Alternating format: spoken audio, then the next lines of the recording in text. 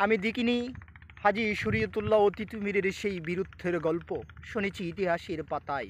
আমি দেখিনি বাসার জন্য প্রাণ দেওয়া সেই বীর সন্তান রফিক, জব্বার, সালাম, বরকত, আরও নাম না জানা অনেক বীর সন্তানদের বীরত্ব শুনেছি ইতিহাসের পাতায়।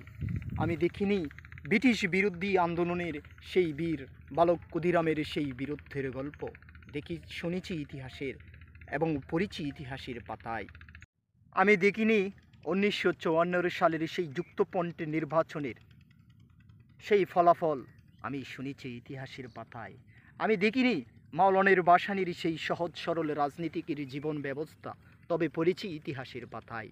আমি দেখিনি 1990 সালের স্বৈরশাসক এরশাদ পতনের সেই নূর হুসাইনের বীরত্বের গল্প।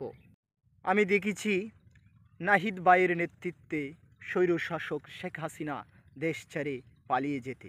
আমি দেখেছি দেশের জন্য এই বাংলার ধামাল ছেলেরা কিভাবে রক্ত দিতে প্রস্তুত হয়েছে। আমি দেখেছি আবু সাহিদ ভাইয়ের সেই বীরত্বের গল্প, পুলিশের সামনে দিয়েছে বুক পেতে।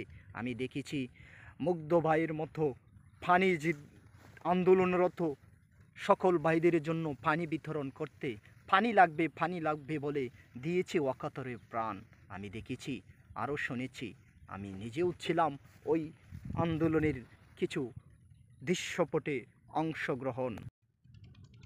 আমি দেখেছি হাসনাত আবদুল্লার ভাইয়ের সেই দেশপ্রেম, তার মৃত্যু হলেও সে দেশের জন্য দিবে প্রাণ।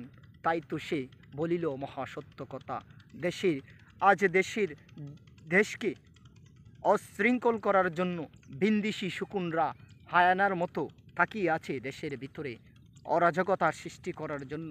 তাই বাংলার প্রতিটি সুনাগরিকদের প্রতি আমার দৃষ্টি আকর্ষণ, এই যে দলমত নির্বিশেষে সকল কুচক্রী মহলকে আপনাদেরকে দমাতে হবে, নতুবা দেশের সার্বভৌমত্ব হতে পারে বিলীন। স্যালুট জানাই হাসনাত আবদুল্লাহ ভাইকে মহাসত্য কথা বলার জন্য।